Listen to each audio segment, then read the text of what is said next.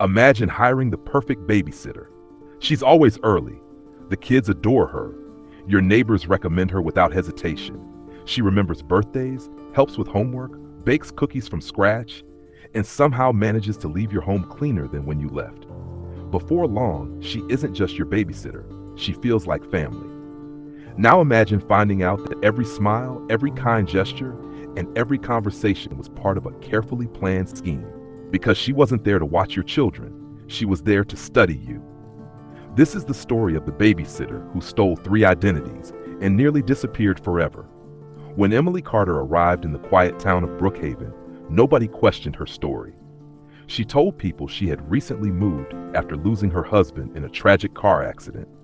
She spoke softly, never complained, and seemed genuinely grateful for a fresh start. She carried a folder filled with glowing references from previous families, certifications in childcare, and a spotless background check. Everything checked out.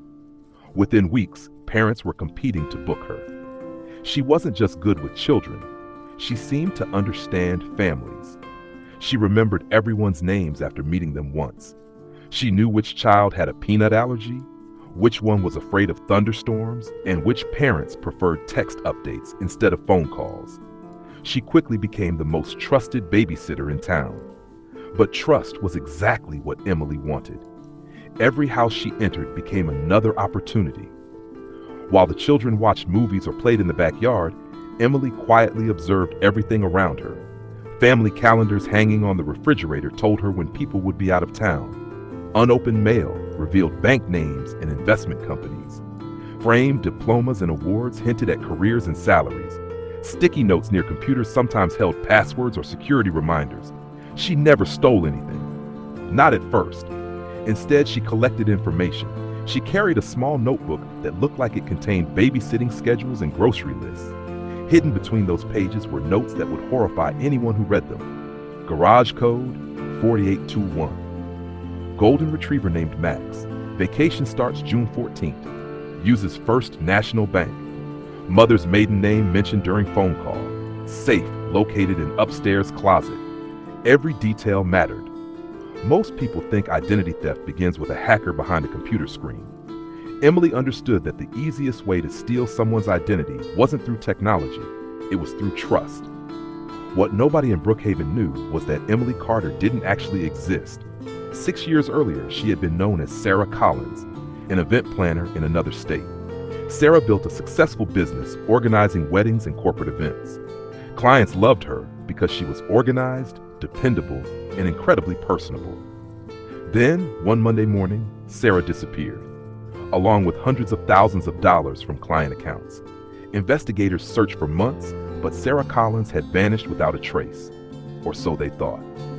A year later, a woman named Rebecca Lawson appeared nearly 1,000 miles away. She had different hair, different glasses, and even a different accent. Rebecca found work at an assisted living community where she gained access to medical records, social security numbers, and financial information belonging to elderly residents. Within months, several residents became victims of identity theft. Retirement accounts disappeared. Credit cards appeared in their names. Loans were approved without their knowledge. Before investigators could identify the employee responsible, Rebecca Lawson resigned without notice and vanished. Now she had become Emily Carter. 3 names, 3 lives, 1 dangerous pattern. Emily never stayed in one place for more than a few years. She understood that familiarity eventually creates questions, so every identity had an expiration date. Brookhaven was simply her next stop. Her biggest opportunity came when she met the Whitmore family. David Whitmore owned a successful software company, while his wife Allison worked as an attorney. They had 2 young children and demanding careers, making Emily's help invaluable. The family trusted her completely. She had a key to the house. She knew the alarm code. She attended birthday parties, holiday dinners, even school recitals. One evening, while helping the children finish homework at the kitchen table, Emily overheard David speaking on the phone with his financial advisor. "I'll authorize the transfer after we get back from Italy," he said. Emily never looked up. She simply kept coloring with the youngest child while quietly listening. Italy. 2 weeks away. No one home. No one checking bank accounts every day. The opportunity she'd been waiting for had finally arrived. The morning the Whitmores left for vacation, Emily stood in their driveway, smiling and waving as their SUV disappeared down the street.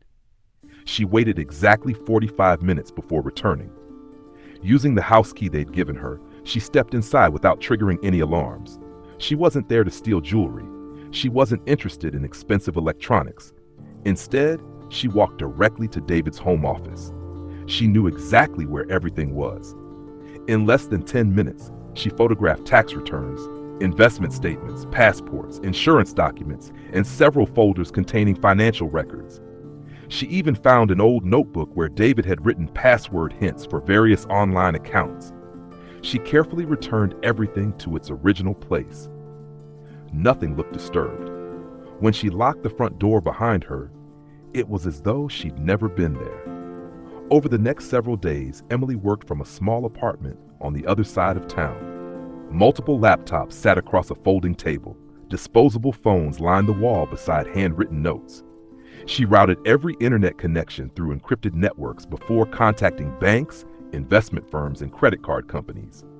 Changing her voice effortlessly, she introduced herself as Allison Whitmore. "I'm traveling overseas," she explained politely. "I'm having trouble accessing my online account." The representative apologized and asked several security questions. Emily answered every single one correctly. Within minutes, passwords were reset. Recovery emails were changed. Phone numbers linked to two-factor authentication were updated. One account after another quietly fell into her control. She didn't transfer huge sums all at once. That would have attracted immediate attention.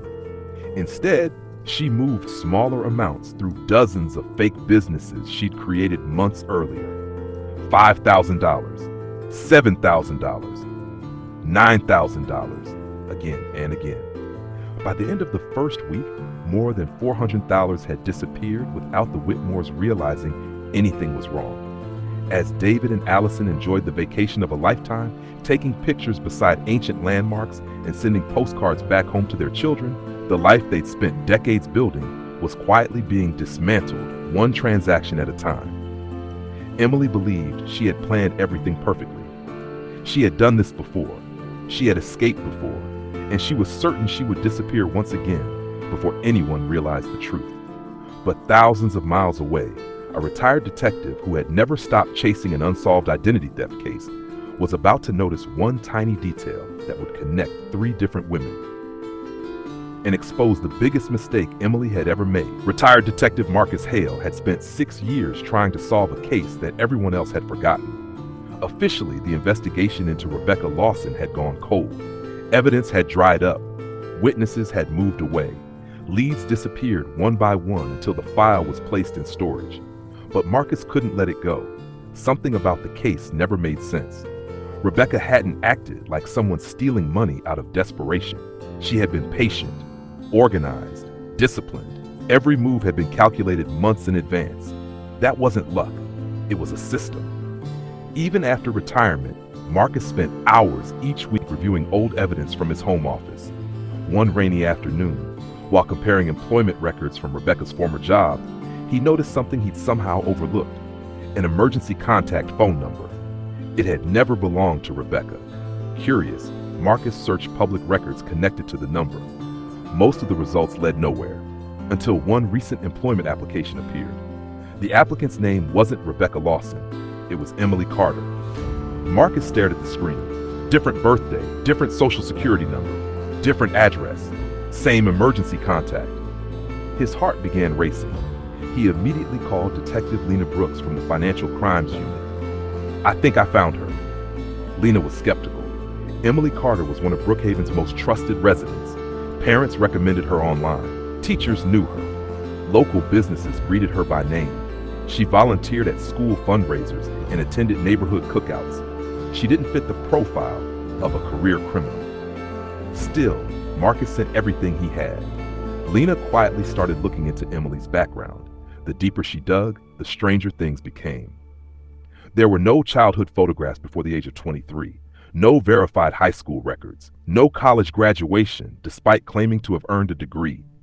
Medical records only appeared within the last few years. It was as if Emily Carter had suddenly appeared out of nowhere. Then the Whitmore bank accounts triggered multiple fraud alerts. Dozens of transfers had occurred within days. Each one was small enough to avoid automatic security reviews. Together, they totaled nearly $500,000.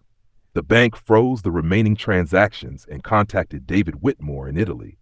David answered the phone thinking it was a routine verification call. Instead, he heard the words no family ever wants to hear. "Sir, we believe your accounts have been compromised." Within hours, the Whitmores were on the first flight back to the United States. Meanwhile, Emily received notification after notification that transfers were failing. Account frozen, transaction denied, security review initiated. She knew immediately what it meant. Someone had noticed. For the first time in years, she panicked. She rushed back to her apartment and began destroying evidence. Hard drives were smashed with a hammer. Paper files were fed through an industrial shredder. Disposable phones were snapped in half and scattered into different dumpsters across town. Stacks of fake IDs disappeared into a metal burn barrel behind an abandoned warehouse. She packed 2 suitcases with cash, passports, and clothing before sunrise. By daylight, the apartment looked almost empty. She believed she'd erased every trace. She hadn't. When detectives arrived with a search warrant later that morning, they expected to find a few fake documents. Instead, they uncovered something that stunned everyone. One bedroom had been transformed into a meticulous intelligence center. Shelves lined every wall. Each shelf held numbered storage boxes. Inside each box was another family's life. Tax returns, birth certificates, mortgage paperwork, copies of driver's licenses, insurance information, medical records, photographs of family vacations, handwritten notes describing routines, vacation schedules, alarm codes, pet names, children's birthdays, passwords. Some boxes belonged to families from Brookhaven. Others were from cities hundreds of miles away. There were nearly 70 complete victim files. The room fell silent. Emily hadn't simply stolen identities. She had collected lives. Forensic investigators continued searching. Hidden beneath loose floorboards, they discovered nearly $2 million in cash. Inside a false air vent were passports under 4 different names.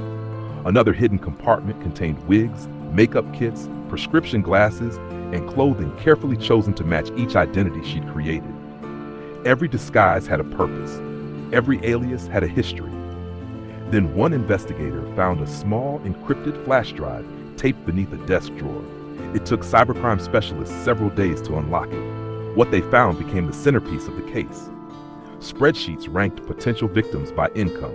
Notes described personality traits, very trusting, leaves mail on counter, uses children's birthdays for passwords, travels often, discusses finances openly. Emily had turned trust into a business model. Even more disturbing were voice recordings captured inside homes where she had babysat.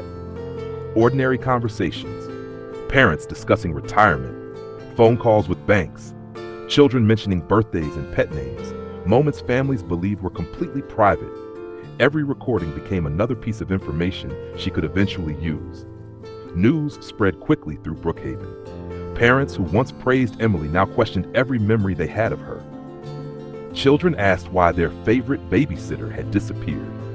Neighbors realized they had welcomed a stranger into their lives simply because she seemed kind.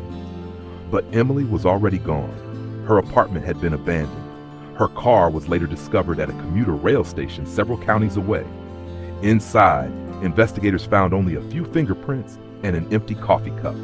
She had vanished again, or so she thought. 1 week later, a hotel clerk in a small coastal town noticed something unusual. A woman checking in seemed nervous whenever anyone looked at her. She paid in cash. She refused housekeeping. She wore sunglasses indoors. The clerk recognized her face from a news report that had aired earlier that morning. Instead of confronting her, he quietly called police. Officers surrounded the hotel within minutes. When they knocked on the door, there was no answer. After several tense moments, they entered. Emily was sitting calmly beside an open suitcase. Inside were stacks of cash, 3 fake passports, multiple driver's licenses, and enough forged documents to begin another new life. She didn't run. She didn't fight. She simply looked at the officers and sighed. I guess this one finally caught up to me. During the trial, Prosecutors presented months of evidence. Victim after victim described the damage she had caused. Some lost retirement savings. Some spent years repairing ruined credit. Others admitted the financial loss was painful, but the emotional betrayal hurt even more. They hadn't just trusted a babysitter, they had trusted a friend. The jury deliberated for less than 4 hours. Emily was found guilty on dozens of counts, including identity theft, wire fraud, forgery, and financial exploitation. She was sentenced to decades in federal prison. As marshals escorted her from the courtroom, reporters shouted one final question. Was any of it real? Did you ever actually care about the families? Emily paused. For just a moment, her confident expression disappeared. Then she quietly answered, I cared enough to learn everything about them. Those were the last public words she ever spoke. The Whitmore family eventually recovered much of their stolen money, but they admitted something could never be replaced: their ability to trust. Detective Marcus Hale finally closed the case that had followed him into retirement. Before filing away the last box of evidence, he wrote one sentence across the front of the folder. The greatest disguise isn't a fake name. It's becoming the person everyone wants to believe. And that's the lesson this story leaves behind. The most dangerous people don't always look suspicious. Sometimes they look dependable. Sometimes they're recommended by friends.